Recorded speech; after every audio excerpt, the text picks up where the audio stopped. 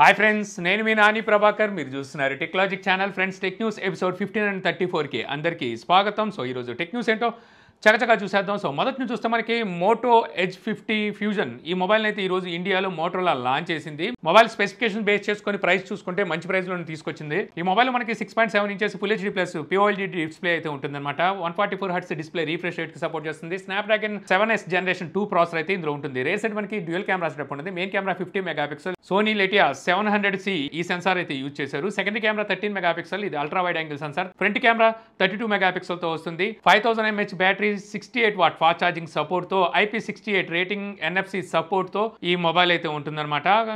Motorola mobile phones ని బాగానే తీసుకొస్తుంది, కానీ ఆ స్టోరేజ్ టైప్ దగ్గర వచ్చేసరికి ఎందుకు కక్కుర్తి పడుతుందో తెలియదు. ఇంతకుముందు కూడా ఎడ్జ్ 50 ప్రో తీసుకొచ్చినప్పుడు కూడా అంతే UFS 2.2ని తీసుకొచ్చింది. ఇందులో కూడా మనకి UFS 2.2 అయితే స్టోరేజ్ టైప్ ఉంటుంది. సో అదొకటి నాకు ఇందులో మైనస్ అయితే కనబడింది అనమాట. ఇంకా మొబైల్ ప్రైస్ చూస్తే మీకు 8GB 128GB వేరియంట్ 22,999 రూపాయలు, 12GB 256GB వేరియంట్ 24,999 రూపాయలు. మే 22వ తారీఖున వీళ్ళు మధ్యాహ్నం 12 గంటల నుంచి వీటిని అయితే సేల్కి తీసుకురాబోతున్నారు. ఇక నెక్స్ట్ చూస్తే మనకి యాపిల్ iOS 17.5 అప్డేట్ అయితే రిలీజ్ చేసింది. సో ఈ అప్డేట్లో అంటే సాఫ్ట్వేర్లో మనకి ఒక బగ్ ఉన్నట్టుగా తెలుస్తుంది అనమాట. ఈ బగ్ పుణ్యమా అని చెప్పేసి ఎప్పుడో డిలీట్ చేసిన ఫొటోస్ కూడా మనకి రీస్టోర్ అవుతున్నట్టుగా ఇప్పుడు రెడీఫ్లో యూజర్స్ అయితే కంప్లైంట్ రేజ్ చేస్తున్నారు. ఇక్కడ ఆశ్చర్యకరమైన విషయం ఏంటంటే, మనం ఏదైనా డిలీట్ చేసామనుకోండి, అది 30 days వరకు మనకి ట్రష్లో అయితే ఉంటాయి, అంటే రీసైక్లింగ్లో అయితే ఉంటాయి. 30 days తర్వాత డిలీట్ అయిపోతాయి.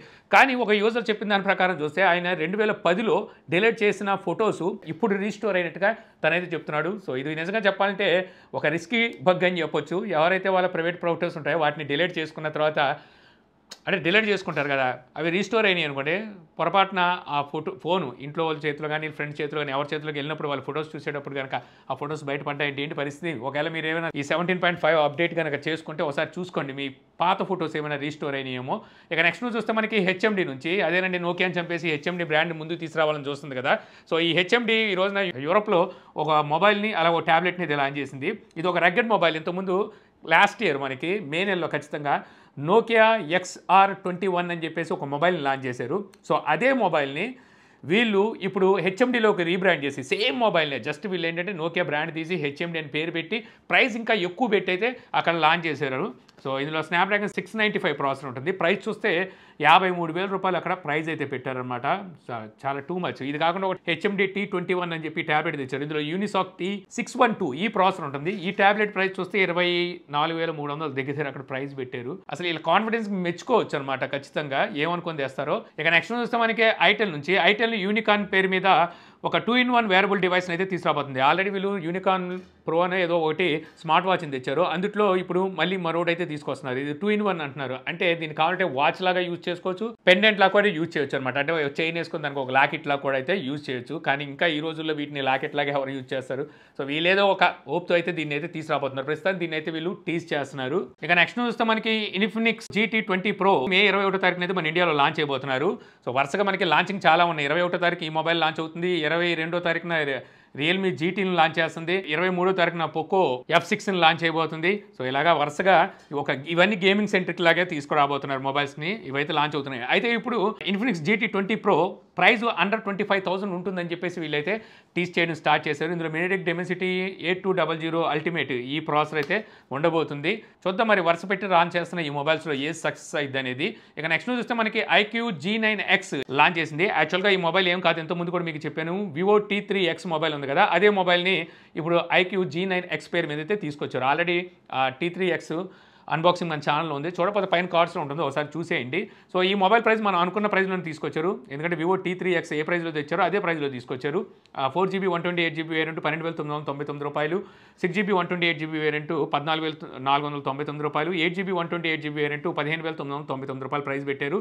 మే 21వ తారీఖు నుంచి వీటిని సేల్కి అయితే తీసుకురాబోతున్నారు. ఇందులో స్నాప్డ్రాగన్ 6th Generation 1 ప్రాసెసర్ అయితే ఉంటుందన్నమాట. 5G మొబైలే, తీసుకోవాలంటే తీసుకోవచ్చు, పర్వాలేదు. ఇక నెక్స్ట్ న్యూస్ వస్తే మనకి యాపిల్ అండ్ శాంసంగ్ వీళ్ళిద్దరూ ఒకరినొకరు కెలుక్కోవడం మామూలే, సర్వసాధారణమేనట.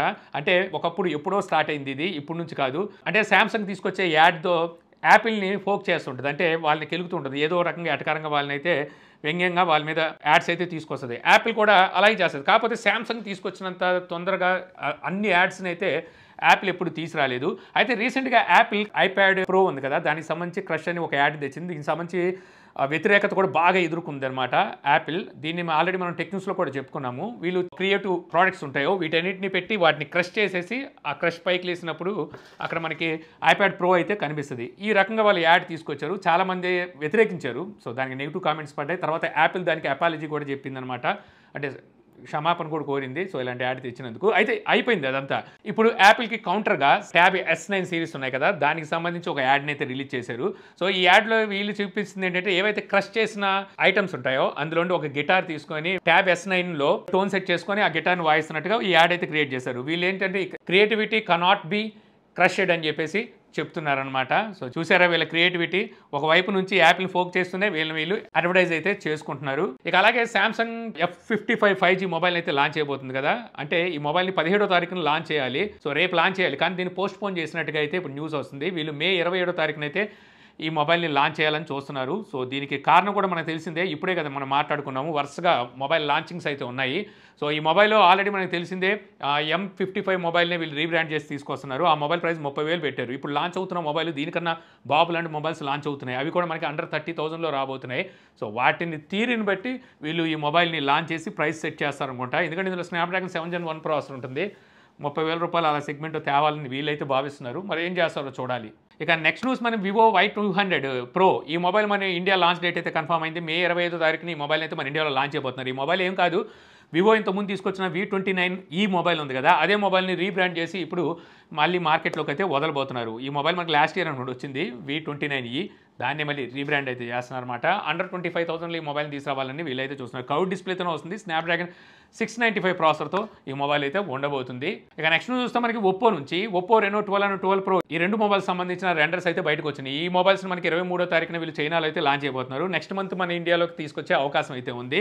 ఇందులో మనకి ఫ్లాట్ డిస్ప్లే కనిపిస్తుంది, ట్రిపుల్ కెమెరా సెటప్ అయితే బ్యాక్ సైడ్ ఉంది, అలాగే ఫ్లాష్ లైట్ కనిపిస్తుంది అనమాట.